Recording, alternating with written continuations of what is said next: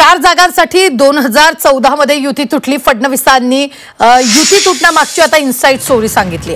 ठाकरेंच्या शिवसेनेला तुटलेल्या मैत्रीची आठवण झाली। तुटलेल्या युतीत अजूनही मैत्रीचा ओलावा आहे का, असाही सवाल आता उपस्थित होतो। या निमित्तानं भाजप शिवसेनेची युती तुटल्याच्या घटनेला आता 10 वर्ष उलटून गेली आहेत, पण 2014 मध्ये तुटलेल्या मैत्रीची आठवण ठाकरे आणि फडणवीसांना अद्याप आहे। अवघ्या 4 जागांसाठी युती तुटल्याचं फडणवीसांनी सांगितलंय। त्यावर उद्धव ठाकरेंच्या शिवसेनेनेही फडणवीस युती तोडण्याच्या विरोधात असल्याचं सांगून टाकलं आणि या निमित्तानं दोन्ही जुन्या दोस्तांमध्ये मैत्रीचा ओलावा कायम असल्याचं अधोरेखित झालंय।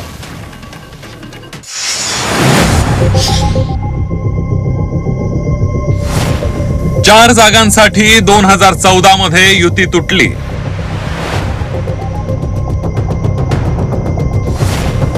फडणवीसांनी सांगितली युती तुटण्यामागची इनसाइड स्टोरी।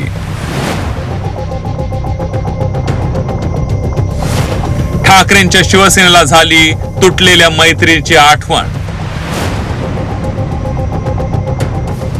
शिवसेना आणि भाजपच्या तुटलेल्या मैत्रीची अधूनमधून दोन्ही बाजूच्या नेत्यांना आठवण येत असते। विधानसभा निवडणुकीच्या निकालापासून उद्धव ठाकरे फडणवीसांबाबत आणि फडणवीस ठाकरेंबाबत थोडेसे सौम्य झाल्यासारखे वाटू लागले। आता हेच पाहना 2014 मध्ये शिवसेनेसोबतची युती अवघ्या 4 जागांच्या हट्टापोटी तुटल्याचं फडणवीसांनी सांगितलं। 4 जागांचा हट्ट धरला नसता तर पुढचं महाभारत झालंच नसतं असं सांगण्याचा मथितार्थ फडणवीसांचा होता। शिवसेना को अल्टीमेटम दिया। हमने कहा अगर 147 पर आप लड़ना चाहते हो हम आपके साथ हैं, साथ में लड़ेंगे। हम 127 लड़ेंगे, हम दोनों के अच्छे चुनकर आएंगे, 200 से ज्यादा लोग चुनकर आएंगे। आपका मुख्यमंत्री बनेगा, हमारा उप मुख्यमंत्री बनेगा।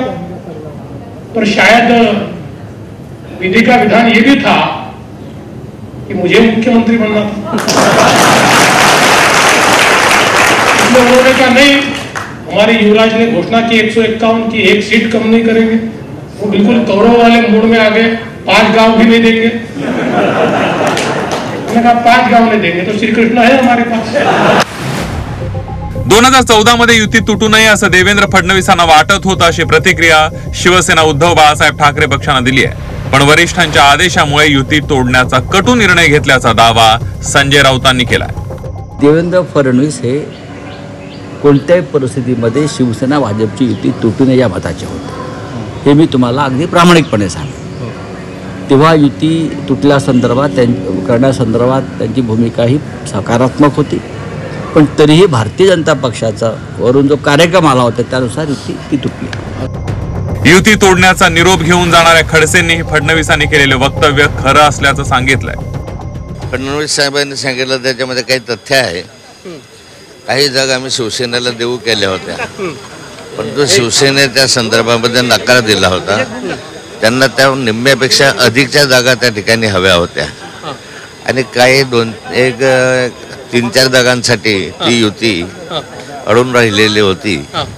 बरेच दिवस त्याच्या संदर्भातली चर्चाही झाली, पण चर्चेमधनं फारसं काही निष्पन्न होऊ शकलं नाही आणि म्हणून महाराष्ट्रामधले भाजप शिवसेनेची युती तोडावी लागली।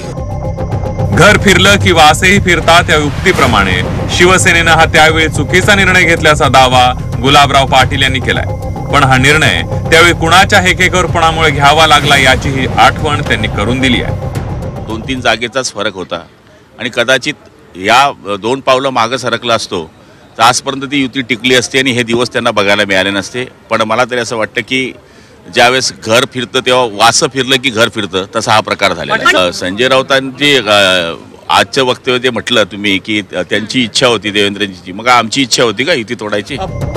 फडणवीसांच्या दाव्याला काहीही अर्थ उरत नाही असं सांगत ठाकरेंच्या पक्षाच्या अंबादास दानवे यांनी यावर पडदा टाकण्याचा प्रयत्न केला।